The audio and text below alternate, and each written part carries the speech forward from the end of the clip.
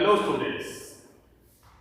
तो आज हम ग्रेड 9 का चैप्टर इलेक्टोरल पॉलिटिक्स उसका पार्ट 2 पढ़ने वाले हैं।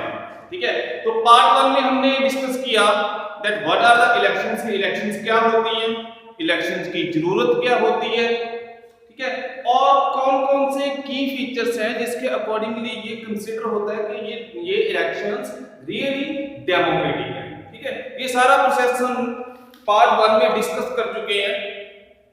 ठीक है, ये भी डिस्कस किया कि जब जो इलेक्शन होती है, इलेक्शन में पॉलिटिकल कंपटीशन होता है, क्योंकि मेन फोकस होता है कि इलेक्शन जो है जीतनी ही है। इस पॉलिटिकल कंपटीशन के कारण काफी सारे बेनिफिट्स है और काफी सारे नुकसान है, बट इलेक्शन के बिना एक डेमोक्रेसी पॉसिबल नहीं हो सकती। This is the best way, ठीक है, जो ताकि हम अपने रिप्रेजेंटेटिव चूज कर सके। हमने थोड़ी सी डिस्कस किया था कि अगर अपने लीडर चूज करने के लिए उसका इकोनॉमिकल बैकग्राउंड देखा जाए तो कल पता चलेगा मुकेश भाई अंबानी जो है वो देश के राष्ट्रपति या प्रधानमंत्री बन गए। अगर एज के अकॉर्डिंगली करेंगे तो कोई देखेंगे भी 120 साल का पर्सन जो लीड करने के लिए कंट्री को वो नाकाबिल है। तो बेस्ट वे यही निकला कि अगर इलेक्शन करवाए जाएंगे तभी जो एग्जैक्ट लीडर हमें वो मिल पाएगा जो देश को आगे लीड कर सके। तो पार्ट 1 में ये सारे टॉपिक्स कर चुके हैं। आज हमने बिग प्रोसेस डिस्कस करना है, the process of elections in our country, कि हमारे देश में इलेक्शंस कैसे होते हैं, उसका प्रोसेस क्या है। स्टेप बाय स्टेप करेंगे। पहले मैं इसे रब कर देता हूं।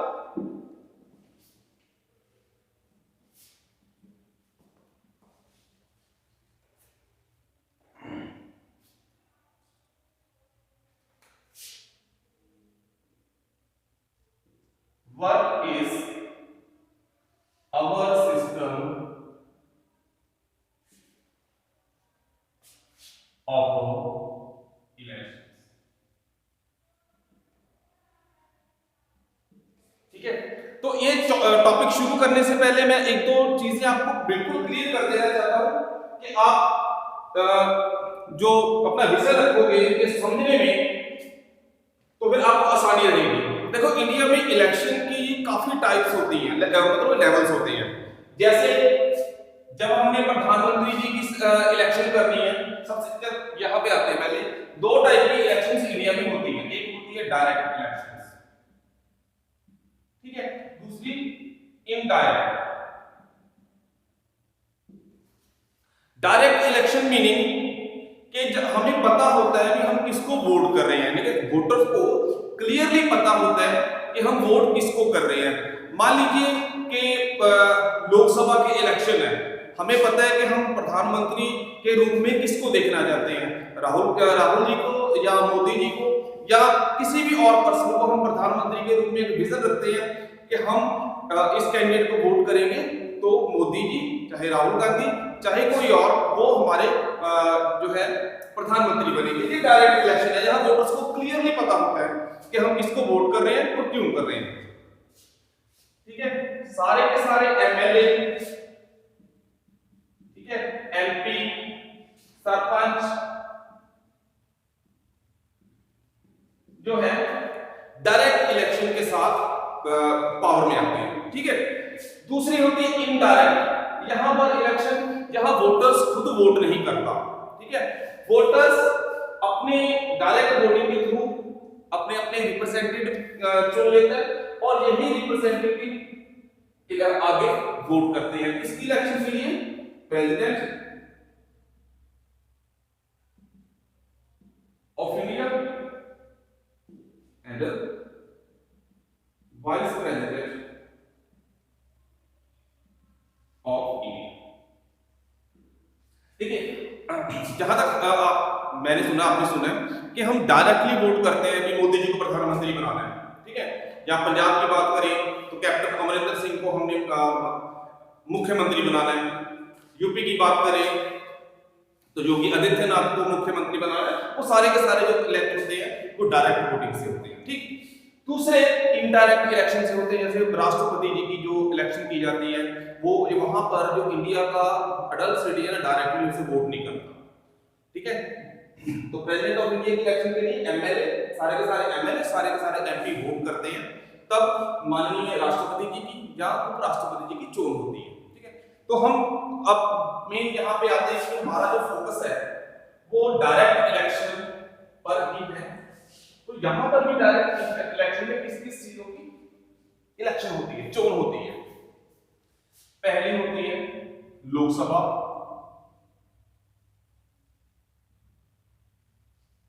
दूसरी विधानसभा,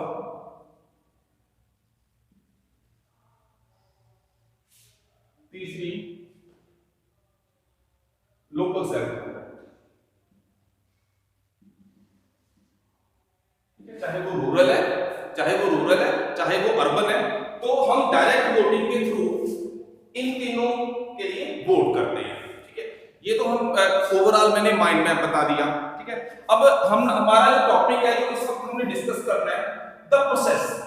ठीक है, या हमारा वोटिंग का प्रोसेस सिस्टम क्या है, किस तरह से होती है। तो पहले हम बात करते हैं लोकसभा की कंपोजिशन की, क्योंकि मैं ये सारे के सारे टॉपिक्स जो लोकसभा की कंपोजिशन वाला है, या डायरेक्ट इनडायरेक्ट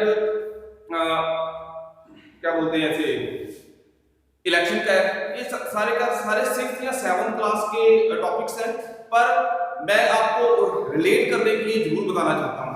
हमारी जो लोकसभा है इसमें टोटल सीट्स होती हैं, ये होती हैं 545। ठीक है, सीट्स का मतलब ये नहीं समझ लेना, ये वाला देखो, ये सीट नहीं होती। 545 जो लोकसभा के मेंबर होते हैं, या तो वो जीत के जाते हैं या उन्हें राष्ट्रपति जी नॉमिनेट करते हैं। इनमें से 543 सीट्स, अब समझ गए ना सीट कौन सी सीट की बात कर रहा हूं, कि जो जीता हुआ एक व्यक्ति है एक पर्टिकुलर कॉन्स्टिट्यूशन से, तो 543 जो होते हैं वो इलेक्शन के द्वारा जीत के वहां पर आते हैं लोकसभा में।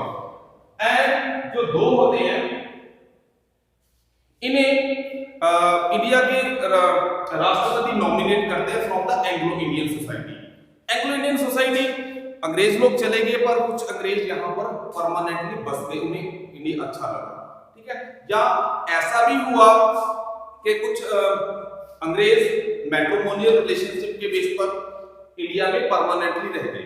ठीक है जी, तो उस कम्युनिटी से, एंग्लो इंडियन कम्युनिटी से 2 लोगों को नॉमिनेट किया जाता है by the president of India. तो इन दिस वे जो total number of seats are 545, जिसमें से जो जीतने वाले कैंडिडेट होते हैं वो 543 होते हैं, लेकिन कॉन्स्टिट्यूंसी जो डिस्कस करते हैं पॉइंट है वो होती है 543 है, और 2 आर नॉमिनेटेड, ये जीत के नहीं आते, they are directly nominated by the president of India to be the part of Lok Sabha called member of parliament. चलो हम मेन टॉपिक पे आते हैं। फर्स्ट वन टॉपिक,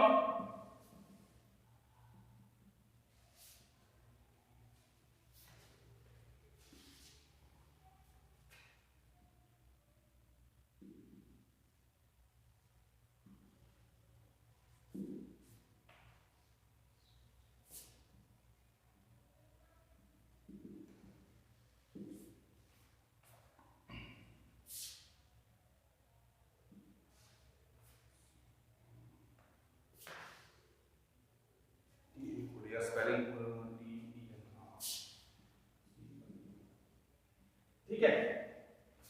मान लीजिए स्टूडेंट्स ये हमारा देश है, मैं एक जस्ट अज्यूम ही करना, तो पूरे देश को पार्ट्स में बांट दिया जाता है। ठीक है, for the sake of elections, तो पूरे देश को on the basis of population,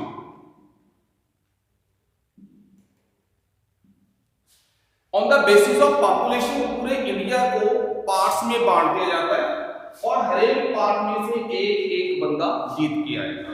ठीक है,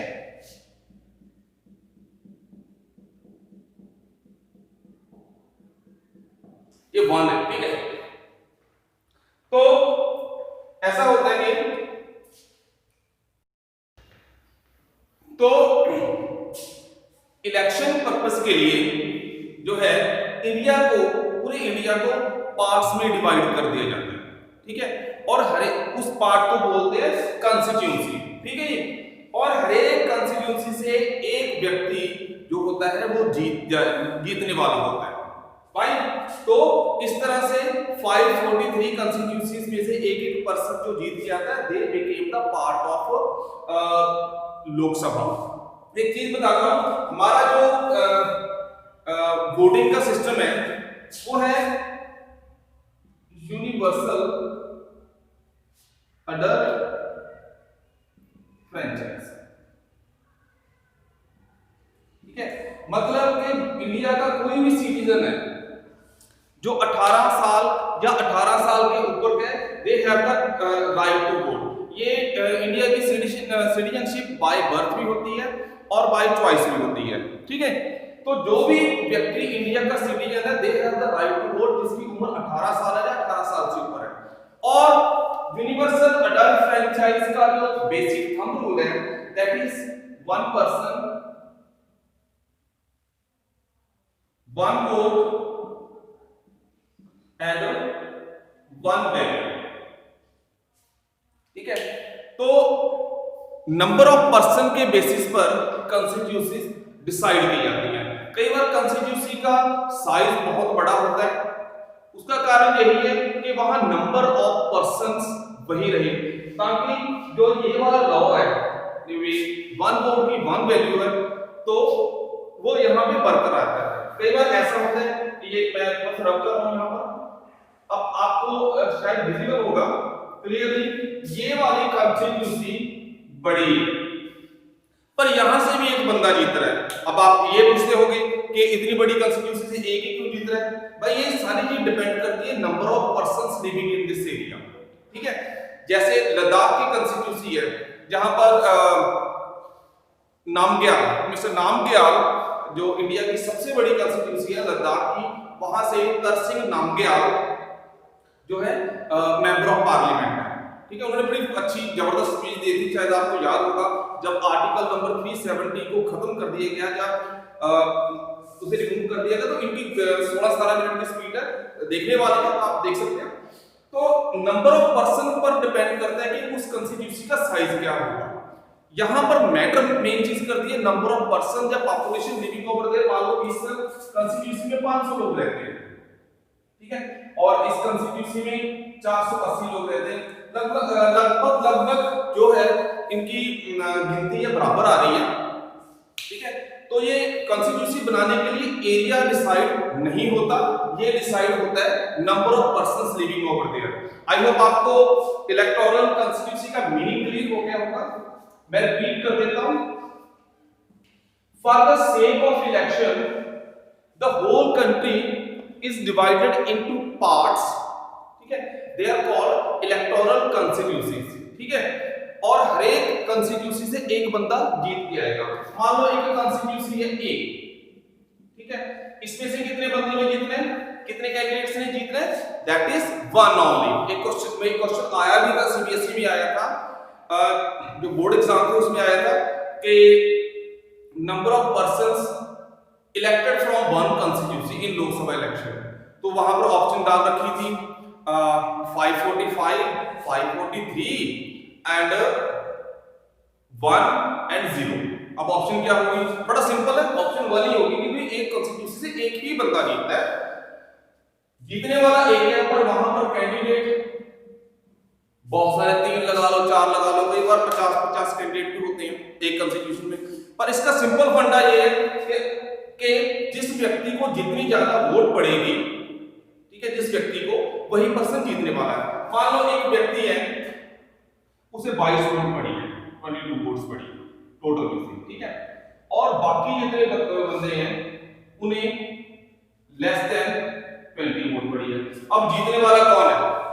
एक बंदे को 22 वोट पड़ गई, वैलिड वोट जो होती है, ठीक है। तो दूसरी वोट एक को पड़ी है 20, एक को 19, एक को 18, ऐसे करके 100 वोट पूरी होगी, ठीक है। अब जीतने वाला कौन होगा? ये वाला।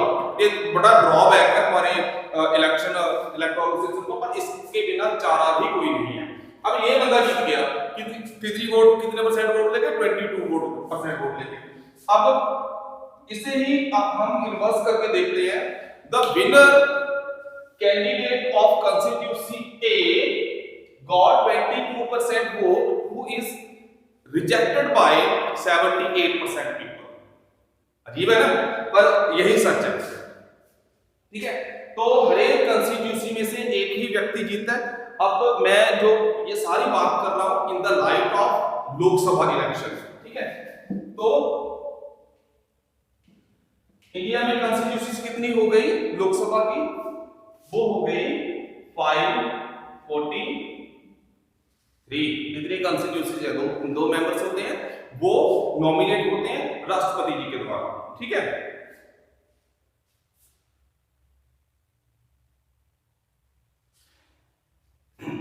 अभी लोकसभा की बात होगी। ये हम लोकसभा का मतलब जो मैं सारे देश की बात कर रहा हूं। ठीक है, उसमें 543 होते हैं। फाइन। दूसरी टाइप की जो डायरेक्ट इलेक्शन मैंने आपको बताई थी, विधानसभा इलेक्शन।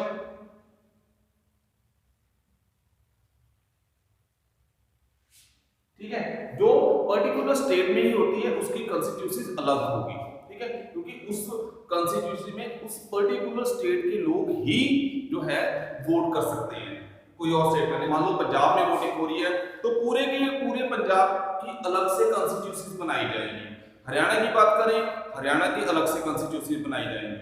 तो लोकसभा इलेक्शन की कॉन्स्टिट्यूंसी अलग एरिया की होती है, विधानसभा की अलग, विलेज पंचायत की अलग, म्यूनिसिपैलिटी या कॉर्पोरेशन की जो होती है वो अलग होती है। ठीक है, वोटर वही होते हैं पर एरिया डिवाइड होता है। It depends on the type of election. ये लोकसभा की इलेक्शन है या राज्य या विधानसभा की इलेक्शन है या विलेज पंचायत की इलेक्शन है। सो दीज आर कॉल्ड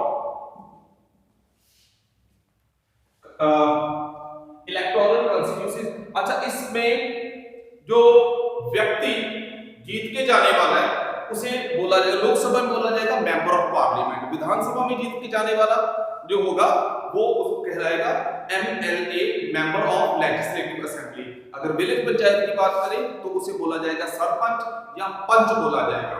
अब पता चल गया ना भी सीट के लिए कितनी लोकसभा में कितनी सीटें होती हैं। अब फिर मैं वही एग्जांपल रिपीट कर देता हूं। ये वाली सीट, ये वाली, ये दिख रही है ना, ये नहीं कंसीडर करनी, मतलब the number of victorious candidates, total number of. ठीक है, तो हर एक कॉन्स्टिट्यूंसी में से एक विक्टोरियस होगा। ठीक है, और हर एक कॉन्स्टिट्यूंसी से और टोटल करके 543 ही होती है। फाइन, ये हमारा टॉपिक यहां पे ओवर होता है। नेक्स्ट आ गया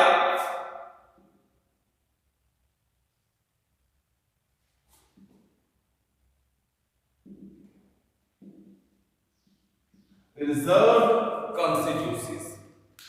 अब टोटल तो मैंने बता दिया था कितनी कॉन्स्टिट्यूंसीज है, मैं लोकसभा के पॉइंट ऑफ व्यू से बता रहा हूं, ध्यान रखिएगा। तो 543 कॉन्स्टिट्यूंसीज होती हैं। अब रिजर्व कॉन्स्टिट्यूंसीज कौन सी होती हैं? पहले सिंपल भाषा में समझ लीजिए। रिजर्व कॉन्स्टिट्यूंसीज होती हैं कि वो वाले पर्टिकुलर कॉन्स्टिट्यूंसीज जहां पर एसटी या एससी या ओबीसी जो कैटेगरी को बिलोंग करते हैं लोग, उनके लिए रिजर्व रखी जाती हैं कि यहाँ पर सिर्फ एसटी लोग ही एज अ कैंडिडेट अपने आप को नॉमिनेट कर सकते हैं, या एससी या ओबीसी। अदर कोई होते हैं कैटेगरीज, उन्हें इन पर्टिकुलर कॉन्स्टिट्यूंसीज में इलेक्शन लड़ने का अधिकार नहीं होता। ठीक है, तो एससीज के लिए 84 सीट्स रिजर्व रहती हैं। नोट कर लेना, डाटा बड़ा इंपॉर्टेंट है। एससीज के लिए 47 सीट्स रिजर्व रहती हैं। ठीक है, और ओबीसी लोकल सेल्फ गवर्नमेंट में रखी गई है प्रोविजन, या वुमेन के लिए रखी गई है लोकल सेल्फ गवर्नमेंट में 30% सीट्स। ओके, तो ये पहले तो मैं प्रोविजन की बात कर रहा हूं। अब मे भी आपके मन में इस तरह का क्वेश्चन आ रहा होगा कि इन पर्टिकुलर कम्युनिटीज को रिजर्व सीट क्यों दी जाती है। ठीक है, तो इसके लिए शायद पॉलिटिकल रीजन हो, पर एक्चुअल में इसका रीजन जो है, इसकी बैकग्राउंड है, वो सोशल है। ठीक है, मैं इसे डिटेल में बताता हूं आपको। तो इसके पीछे का रीजन जो रहता है, जैसे मैंने बोला कि सोशल रीजन है। सोशल रीजन कैसे कि ये कम्युनिटीज हैं, एससी, एसटी, ओबीसी या वुमेन, ये कहीं ना कहीं एजुकेशन के पॉइंट ऑफ व्यू से, इकोनॉमिकल पॉइंट ऑफ व्यू से या सोशल पॉइंट ऑफ व्यू से पछड़े हुए हैं। ठीक है, जिनके पास उतने रिसोर्स नहीं है कि वो जनरल कैटेगरी के कैंडिडेट्स को कंपटीशन दे सके। तो इनको अपग्रेड करने के लिए कि ये नॉर्मल लेवल पे आ जाए, तो इन्हें स्पेशल सीट्स रिजर्व करके रखी गई है इनके लिए, ताकि वो अपनी रिप्रेजेंटेशन लोकसभा या फिर विधानसभा या लोकल सेल्फ गवर्नमेंट में दे पाए। ये इसका मोटिव रहा है कि अगर देखो हमारे संविधान निर्माताओं को कहीं ना कहीं ऐसा डर था या उनका जो फोर्थ एंड था या विजन था कि अगर सारी की सारी इलेक्टोरल कॉन्स्टिट्यूएंसीज जनरल कर दी जाए, नॉर्मल कर दी जाए, तो इन कम्युनिटीज के लोग अपने आप को उनके बराबर compete नहीं कर पाएंगे, और ये जो कम्युनिटीज है अपनी जो रिप्रेजेंटेशन है लोकसभा या विधानसभा या लोकल सेल्फ गवर्नमेंट में नहीं दे पाएंगे। This is the reason behind it, ताकि जो इन्फ्लुएंशियल लोग हैं इन्हें ओवरलैप करके इन्हें वही डाउन लेवल पर ना रख पाए। That's why the concept of reserved constituencies is introduced in our constitution. Next हमारा टॉपिक है दैट इज वोटर लिस्ट। ठीक है, अब मेन प्रोसेस यहां से शुरू हो रहा है। ठीक है, या ध्यान रखिएगा।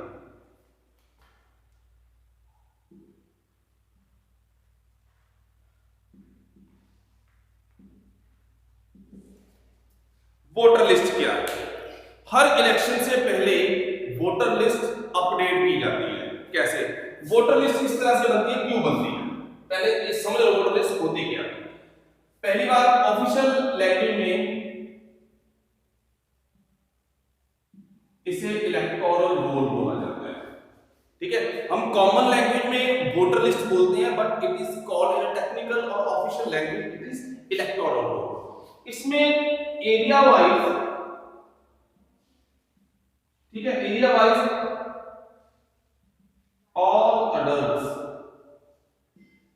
क्या नाम शामिल किया जाता है। ऑल अडल्ट्स मतलब जो भी व्यक्ति, ठीक है, जो 18 साल या 18 साल के ऊपर का है, तो उसके नाम इस लिस्ट में डाले जाते हैं सीरियल नंबर के अकॉर्डिंगली। हमें इसी तरह से पता चलता है, हम बोलते हैं हमारा, शायद आप नहीं बोल पाते हो कि आपकी एज अभी 18 साल से कम है, चलो जल्दी ही आप भी इंडिया के वोटर बन जाओगे 2000 साल में आगे। तो पर्टिकुलर उस एरिया के लोगों की लिस्ट होती है जो अडल्ट्स होते हैं, एंड जो भी इंडिया में अडल्ट है, एज आई टोल्ड यू, हमारे यहाँ यूनिवर्सल अडल्ट फ्रेंचाइज का सिस्टम है कि हर एक इंडियन सिटीजन जो कि अडल्ट है उसे वोट करने का राइट है, तो उसकी प्रॉपर लिस्ट बनाई जाती है। तो लिस्ट बनाने का काम जो है इलेक्शन कमीशन ऑफ इंडिया करता है। ठीक है, इसकी ब्रांचेस होती है, स्टेट लिस्ट, स्टेट वाइज भी होती है, डिस्ट्रिक्ट वाइज भी होती है। तो किसी भी इलेक्शन से पहले वोटर लिस्ट को अपडेट किया जाता है। मैं वर्ड लिख देता हूं यहां पर,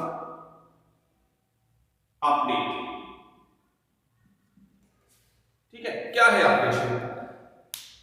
हर एक इलेक्शन से पहले इसे अपडेट किया जाता है। पहले ये देख लो अपडेशन क्या होती है कि इस लिस्ट में कौन से कितने नए वोटर शामिल किए जाते हैं। देखो जैसे जब आपकी एज 18 साल की होगी तो आपको भी इस लिस्ट में शामिल कर दिया जाएगा। ठीक है, क्योंकि आपका जो बेसिक जो फंडामेंटल राइट है दैट इज वोटिंग, तो ये रिस्पॉन्सिबिलिटी बन जाती है गवर्नमेंट की कि कितने न्यू वोटर उसमें जुड़ गए। ठीक है, दूसरी अपडेशन का इसका पार्ट होता है, मैं लिख देता हूं ऐड न्यू। ठीक है, और कई वोट्स ऐसी होती हैं जिसे काट दिया जाता है। इसके कारण दो दिन होते हैं, कई तो मैट्रिमोनियल बेसिस पर अपना कोई रेजिडेंशियल एड्रेस पर्सन अपना चेंज करवा लेता है। मान लो मैं पंजाब में रहता हूँ, ठीक है, जॉब के रिगार्डिंग मैं परमानेंटली शिफ्ट हो गया महाराष्ट्र में, वहीं तो अब मैं वैसे तो बेसिकली सिटीजन इंडिया का हूँ, बट मेरे को अपनी वोट है जो राइट टू वोट, या तो मैं शिफ्ट करवा के मेरे को महाराष्ट्र में लेके जानी पड़ेगी अगर मैं परमानेंटली वहां पर शिफ्ट कर रहा हूँ, ठीक है। तो या फिर कुछ ऐसे केस होते हैं जैसे डेथ केस हो गया एक कि अगर वो उस व्यक्ति की मृत्यु हो चुकी है तो उस व्यक्ति का नाम वोटर लिस्ट से कट जाता है ऑटोमेटिकली, क्योंकि जो पर्सन जिंदा ही नहीं रहा तो उसका नाम कट जाएगा वोटर लिस्ट से। So this is called updation in electoral roll. हर एक इलेक्शन से पहले ये चीज इंटेंसिवली और बहुत केयरफुली इसे इलेक्शन कमीशन ऑफ इंडिया के द्वारा किया जाता है कि इलेक्शन से पहले जो भी न्यू वोटर हमारे बन रहे हैं उनका नाम उसमें वोटर लिस्ट में ऐड कर दिया जाता है, और जितने ओल्ड होते हैं, ठीक है, जहाँ माइग्रेशन के कारण एक बंदा माइग्रेट हो गया परमानेंटली विदेश में रहने लग गया तो उसका नाम वोटर लिस्ट से कट जाएगा, ठीक है। दूसरा, अगर वो शिफ्ट हो गया जहाँ मैरिज के बेस पर लड़कियां नॉर्मल होता है ना, लड़कियों की मैरिज होती है अपने ससुराल में रहना शुरू कर देते तो उसकी वोट वहां पर माइग्रेट हो जाती है, शिफ्ट हो जाती है। That is called voter list. Simple आसान भाषा में वोटर लिस्ट और electoral roll is the list of voters in the area, ठीक है। एंड ये सारा काम करने का काम कौन करता है? इलेक्शन कमीशन ऑफ इंडिया, ठीक है जी। तो ये यहां तक है। नेक्स्ट हम पॉइंट डिस्कस करेंगे।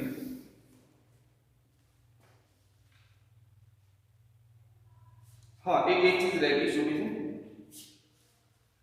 तो इलेक्शन कमीशन के द्वारा हर एक भारतीय नागरिक को पर्टिकुलर कार्ड दिया जाता है जिसे बोलते हैं इलेक्शन फोटो आइडेंटिटी कार्ड, ठीक है, जहां पर वोटर का नाम, date of birth, father name, उसका रेजिडेंस और उसका जो होता है ना सीरियल नंबर होता है वोटर का, वो उस पर प्रिंटेड रहता है। अगर उस व्यक्ति के पास, किसी व्यक्ति के पास वो वाला कार्ड अवेलेबल नहीं है तो वो बंदा वोट करने का हकदार होता है अगर उस व्यक्ति का नाम इलेक्शन में, अगर इलेक्शन इलेक्टोरल रोल में शामिल है, ठीक है, पर उसके पास वो पर्टिकुलर इलेक्शन कमीशन के द्वारा जारी किया गया आइडेंटिटी प्रूफ नहीं है, तो वो बंदा अपना ड्राइविंग लाइसेंस, आधार कार्ड या पासपोर्ट या कोई भी और आइडेंटिकल प्रूफ के बेस पर वोट कर सकता है, पर शर्त इतनी है कि उस व्यक्ति का नाम इलेक्टोरल रोल में शामिल होना चाहिए, ठीक है। नेक्स्ट हम टॉपिक करेंगे नॉमिनेशन ऑफ कैंडिडेट्स।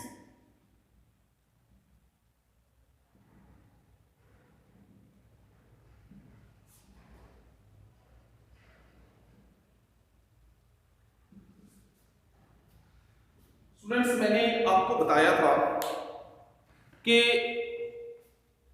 हर एक कॉन्स्टिट्यूंसी में एक ही व्यक्ति जीतने वाला होता है, ठीक है।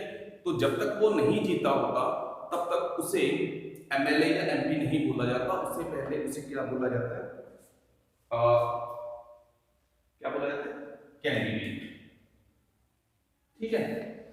एक पर्टिकुलर मान लो ये कॉन्स्टिट्यूंसी है, इसमें इलेक्शन लड़ने के लिए बहुत सारे कैंडिडेट्स होते हैं, ठीक है। इलेक्शन लड़ने के लिए पर्टिकुलर मतलब हम एक कॉन्स्टिट्यूंसी की बात करते हैं, एक कॉन्स्टिट्यूंसी में एक बंदे नहीं जीतना है, पर इलेक्शन में पार्टिसिपेट करने वाले कैंडिडेट्स 15 है या 20 है, ठीक है।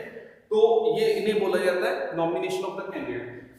कैंडिडेट बनने के लिए एज पर रूल काफी सारी फॉर्मेलिटीज रखी है और ये मैंडेटरी भी रह जाता है। सबसे बेसिक रूल है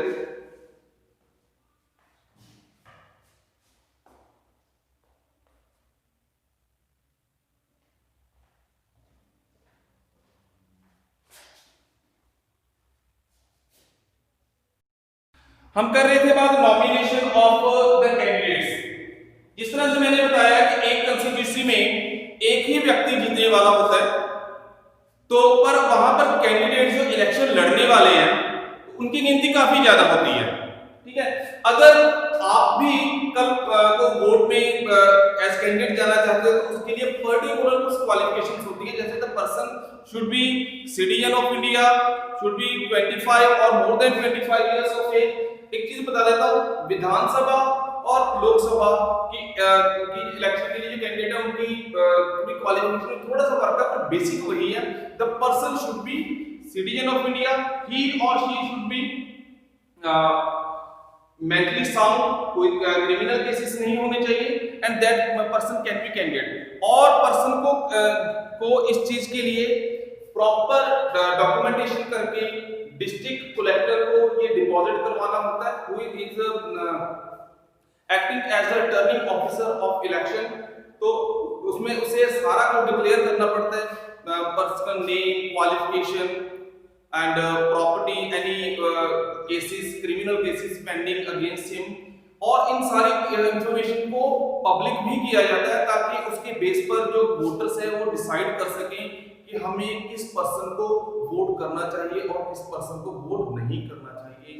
because ultimately the power of democracy, जो रूल की पावर है, गवर्न की पावर अल्टीमेटली वोटर्स के हाथ में रहती है।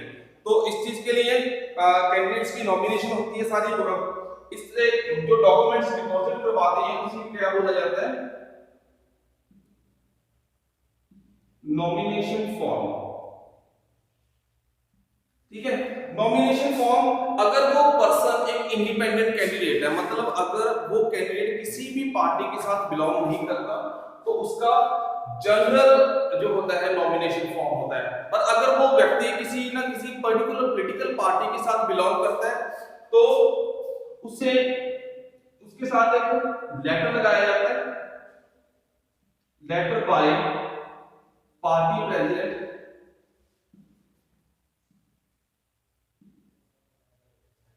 ठीक है, तो इस तरह के बोलते हैं, अगर कोई पर्सन किसी पार्टी के बिहाफ पर इलेक्शन लड़ रहा है तो पार्टी से एफिलिएट करती है, तो इसको बोलते हैं जो लोकल लैंग्वेज में दैट इज पार्टी टिकट।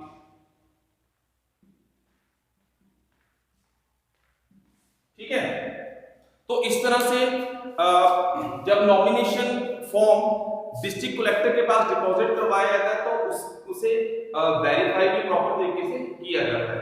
ठीक है, अगर वेरिफिकेशन में वो पर्सन की तरफ से दी गई जो डिक्लेरेशन है वो ट्रू मिलती है तो उस पर्सन को नॉमिनेट कर दिया जाता है बाय द डीएम।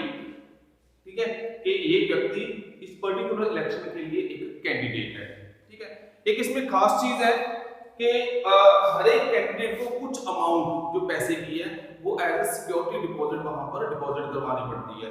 अगर वो पर्सन एक पर्टिकुलर लेवल की वोट्स ले जाता है तो उसकी सिक्योरिटी वापस मिल जाती है, नहीं तो उसकी जमानत है या सिक्योरिटी है वो लैप्स हो जाती है, रख ली जाती है अपने पास।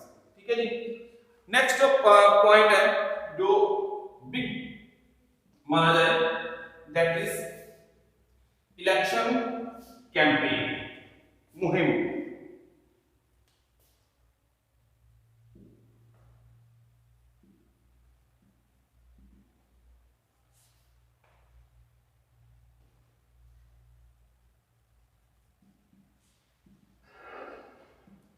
ठीक है, तो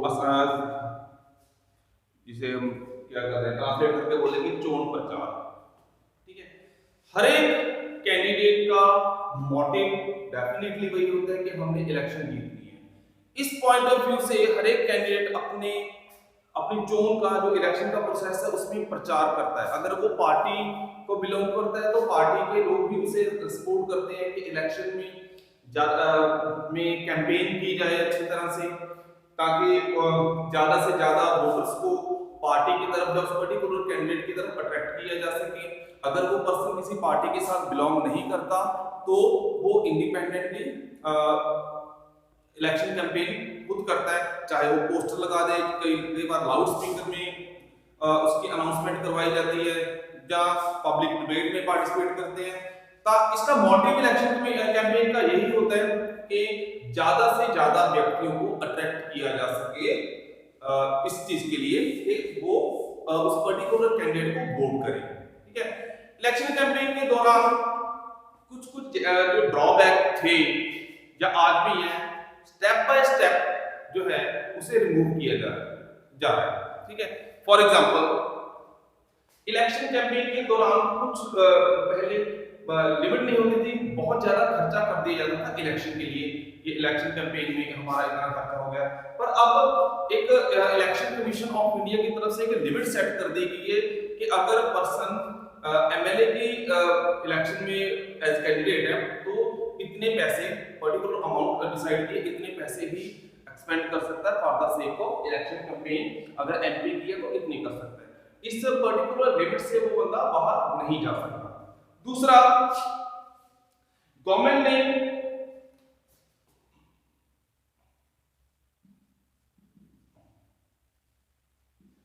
कोड ऑफ कंडक्ट लगाया, कोड ऑफ कंडक्ट है, इसे पंजाबी में चोन जाब्ता बोलते हैं, ठीक है। जब इलेक्शन की डेट अनाउंस हो जाती है तो इलेक्शन कमीशन ऑफ इंडिया की तरफ से पर्टिकुलर एक लिस्ट दी जाती है कि जो भी व्यक्ति या पॉलिटिकल पार्टी का कोई व्यक्ति है वो इलेक्शन में पार्टिसिपेट करता है तो वो ये वाली चीजें नहीं कर सकता। फॉर एग्जांपल, किसी भी जात या रिलीजन के बेस पर कोई भी कैंडिडेट वोट नहीं मांग सकता या भटका नहीं सकता, गवर्नमेंट की प्रॉपर्टी को नहीं यूज कर सकता, ठीक है, कोई भी गवर्नमेंट व्हीकल नहीं यूज कर सकता, पैसे देके वोट नहीं खरीद सकता, लोगों को डरा धमका कर वोट नहीं कर सकता। बहुत सारी फॉर्मेलिटीज, बहुत सारे जो प्रोटोकॉल्स हैं वो कैंडिडेट्स को फॉलो करने पड़ते हैं, that is called code of conduct. कई बार कोई रूलिंग पार्टी होती है वो अनाउंस कर देती है कि हम अगर हम इलेक्शन जीतते हैं तो ऐसा कर देंगे, वैसा कर देंगे, तो ऐसे प्रॉमिसेस करने के लिए मना किया जाता है, ठीक है। और कोई भी नया प्रोजेक्ट अगर गवर्नमेंट है, गवर्नमेंट को नया प्रोजेक्ट शुरू करने की अनुमति नहीं होती, क्योंकि जो इलेक्शन कमीशन और जो हमारी जो डेमोक्रेसी है, जब एक इलेक्शन ट्रूली डेमोक्रेटिक हो जाए उस चीज के लिए कोड ऑफ कंडक्ट इशू करना बहुत जरूरी है। कोड ऑफ कंडक्ट जो कौन इशू करता है? इलेक्शन कमीशन ऑफ इंडिया, ये मैंने लिखा हुआ है, एप्लीकेशन में लिखा हुआ है। तो code of conduct list of rules and regulation होते हैं जो हर एक कैंडिडेट को फॉलो करने पड़ते हैं। इन केस के वो candidate in rules and regulation को फॉलो नहीं करता, इसे ब्रेक करता है, तो उस पर्सन की कैंडिडेचर खत्म कर दी जाती है। अगर वो जीत भी जाए उसके बाद भी, मान लो कि व्यक्ति ने बहुत सारा पैसा लगा के, पैसे लोगों को बांट के वोटें खरीद ली, बाद में प्रूफ भी हो गया, तो वो जीतने के बाद भी उसे डिसमिस कर दी जाएगा from the seat of member of parliament और मेंबर ऑफ लेजिस्लेटिव असेंबली। तो ये सारे के सारे चीजों को, प्रोटोकॉल को फॉलो इसलिए किया जाता है या करवाया जाता है ताकि कोई भी जो डेमोक्रेसी है वो, कोई भी इलेक्शन है वो ट्रूली डेमोक्रेटिक हो और totally free and fair election होनी चाहिए एक वक्त जीतने के लिए। तो चोन प्रचार जो लाउड स्पीकर में जोर जोर से बोला जाता है, ये 2 दिन पहले, 48 आवर्स पहले बंद कर दिया जाता है। इसका कारण ये है कि जितने भी कैंडिडेट्स हैं उसने अपनी पार्टी के बारे में, अपने बारे में, अपने विजन के बारे में लोगों को अच्छी तरह से बोल के बता दिया, ठीक है, प्रचार कर दिया उसका। पर 2 दिन का टाइम दिया जाता है ताकि जो वोटर्स है वो एग्जैक्टली ये डिसाइड कर पाए कि हमने किसको वोट करना है और क्यों करना है, ठीक है जी। नेक्स्ट आता है polling and counting of votes.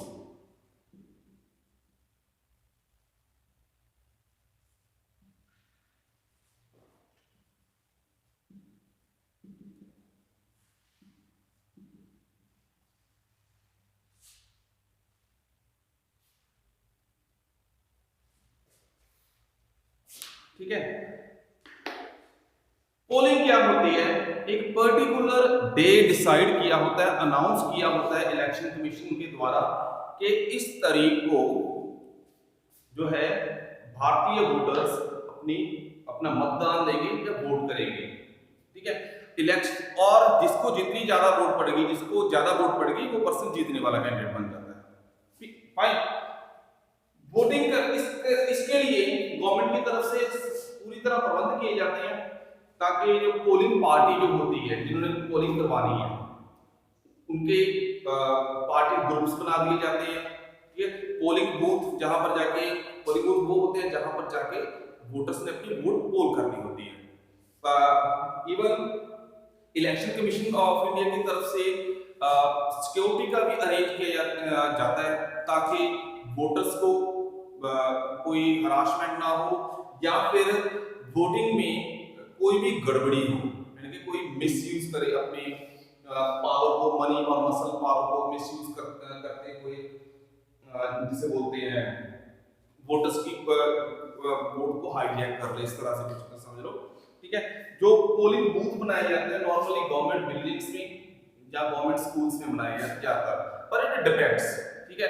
एक आपको एग्जांपल बताता हूं, इंडिया में एक नेशनल पार्क है बांधवगढ़ नेशनल पार्क, बड़ा फेमस है, ठीक है। वहां पर सिर्फ एक वोट है, वहां एक मंदिर है, ठीक है, मंदिर में एक पुजारी रहता है, ये सच बात है, ये हर बार न्यूज में आता है। तो उस पर्टिकुलर, देखो कितनी इंपॉर्टेंट है, एक एक वोट कीमती है, ठीक है। उस पर्टिकुलर एक वोट के लिए वहां पर पोलिंग बूथ एस्टैब्लिश किया जाता है जंगल में, ठीक है। ये रियलिटी है। वी शुड फील प्राउड कि हमारी इंडिया की डेमोक्रेसी कितनी स्ट्रांग है कि उसकी शायद ही कोई रीच कर सकता हो। चलो वापस आते हैं पॉइंट पे। तो पर्टिकुलर एक डेट डिसाइड कर दी जाती है कि जिस दिन जो मतदाता है, जो वोटर्स हैं, वो अपनी वोट के अधिकार का इस्तेमाल करते हुए अपने लीडर्स को, अपने रिप्रेजेंटेटिव को चुनती है ताकि वो देश को गवर्न कर सके, ठीक है। वोटिंग कहां पर होती है? पोलिंग बूथ में होती है। पोलिंग बूथ, उसकी सारी नंबरिंग बनाई होती है, polling booth number 1, polling booth number 2, इस तरह से बनाए होते हैं। हर एक पोलिंग बूथ पर एक पोलिंग पार्टी होती है, एक होती है सिक्योरिटी पार्टी उनकी, नॉर्मल 5-5 मेंबरों की टीम होती है। तो ये सारा का सारा प्रोसेस होता है, सुबह के टाइम डिसाइड होता है, सुबह 8 बजे से लेकर शाम के 8 बजे तक वोटिंग होती है।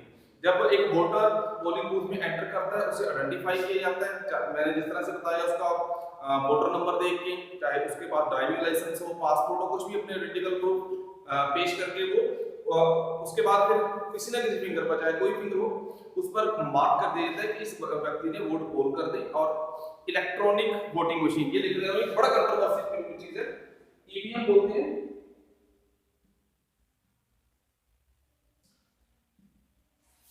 पहले वोटिंग बैलेट पेपर पर होती थी, अभी वोटिंग किसके द्वारा होती है? इलेक्ट्रॉनिक वोटिंग मशीन के द्वारा। जो वोटर है, जब उसे आइडेंटिफाई कर लिया जाता है पोलिंग पार्टी की तरफ भी, हाँ ये वही व्यक्ति है, इसका वोट नंबर इतना है, दिस एंड दैट, ठीक है, तो उसे इलेक्ट्रॉनिक वोटिंग मशीन के पास भेजा जाता है। इलेक्ट्रॉनिक वोटिंग मशीन पर पार्टी का सिंबल प्लस व्यक्ति का नाम लिखा होता है, उसके सामने उनके बटन होते हैं। जो भी वोटर्स का मनपसंद कैंडिडेट है, वो उसके नाम के सामने का बटन प्रेस कर देता है और उससे वोट पोल हो जाती है, ठीक है। अब लेटेस्ट किस्म में क्या है, पीपीटी किट आई है कि जिसको वोट पड़ी है उसका सिंबल शो हो जाता है कि इस बंदे को वोट पड़ी है। और खास चीज ये है कि इलेक्ट्रॉनिक वोटिंग मशीन है, वो 3 साइड से कवर रहती है। मान लो मैं यहाँ खड़ा हूँ, मेरे सामने इलेक्ट्रॉनिक वोटिंग मशीन पड़ी है, मैंने वोट कर रहा है, तो वोटिंग मशीन 3 तरफ से, फ्रंट, लेफ्ट एंड राइट से कवर रहेगी। कौन किसको वोट कर रहा है, मालूम मैं वोटर हूं, मैं पर्टिकुलर किसी व्यक्ति को वोट करने जा रहा हूं, लेकिन इस चीज को देखने का अधिकार किसी का नहीं है। पोलिंग पार्टी भी का जो होता है ना, हेड होता है, प्रिजाइडिंग ऑफिसर होता है, उसे भी इस चीज का अधिकार नहीं होता कि उठ के वो देख सके वो किसको वोट कर रहा है, जो वोट रहा नहीं। ना ही उसे ये कहने का किसी भी तरह से अधिकार है कि उस पर्सन को वोट करो या उस पर्सन को वोट करो, दैट इज टोटली इलीगल। नहीं होता, कोई नहीं करता। तो वोटिंग वाला दिन होने के बाद जब शाम के 5 बजे तक वोटिंग का प्रोसेस पूरा हो जाता है, तो इलेक्ट्रॉनिक वोटिंग मशीन को सील कर दिया जाता है, ठीक है, और उस पर लाभ की स्टैंप लगाई जाती है by the authorities and even by the candidates, ठीक है। तो फिर उस मशीन को रख एक जगह पे इकट्ठा कर दिया जाता है। देन आफ्टर नेक्स्ट डे आता है, नेक्स्ट डे माने कुछ दिनों के बाद जो डेट डिसाइड होती है, भी उस डेट को इलेक्ट्रॉनिक वोटिंग मशीन को ओपन करके, ठीक है, काउंट किया जाता है भी कौन से कैंडिडेट को कितनी वोट्स पोल हुई है, ठीक है। और finally till the day and ये डिसाइड हो जाता है कि किस कैंडिडेट को कितनी वोट पड़ी है। अगर वो कैंडिडेट इंडिपेंडेंट है तो उसे जो से सर्टिफिकेट दे दिया जाता है डिस्ट्रिक्ट मजिस्ट्रेट की तरफ से कि ये पर्सन इस वोट में जीत गया। अगर वो पर्सन किसी पार्टी के साथ बिलोंग करता है, वो जीत गया, फिर ओवरऑल नेशनल लेवल पर काउंटिंग होती है कि इस पर्टिकुलर पार्टी के कितने कैंडिडेट जीत गए हैं, ठीक है। तो इस ये होता है हमारा इंडिया का इलेक्शन प्रोसेस, कि इलेक्शन इंडिया में किस तरह से करवाई जाती है, ठीक है। And dear students, I just want to tell you कि इंडिया की जो है इलेक्शन सिस्टम है बहुत ही ज्यादा ट्रांसपेरेंट और बहुत ही ज्यादा डेमोक्रेटिक है। यहाँ पर किसी भी वोटर को मजबूर नहीं किया जाता कि वो पर्टिकुलर कैंडिडेट को वोट करे। वोट करे या ना करे। देखो इलेक्शन कमीशन अपनी तरफ से कैंपेन चलाता है कि अपना वोट का जो अधिकार है उसे यूज करो। अगर फिर भी कोई वोट करने नहीं जा रहा तो किसी को जबरदस्ती पकड़ के नहीं लाया जा सकता कि आप वोट करो ही करो, ठीक है। सो this is all about the election system of India. तो नेक्स्ट वीडियो में हम डिस्कस करेंगे जैसे अनफेयर मीन्स है कुछ किए जाते थे या है इलेक्शन में, या इसमें और कौन कौन से सुधार किए जा सकते हैं, वो पार्ट नंबर 3 जो इस चैप्टर का वीडियो बनेगा उसमें कवर करेंगे। टिल देन ये चैप्टर यहाँ पे एंड होता है कि इंडिया में इलेक्शन सिस्टम है जो किस तरह का है। Thank you.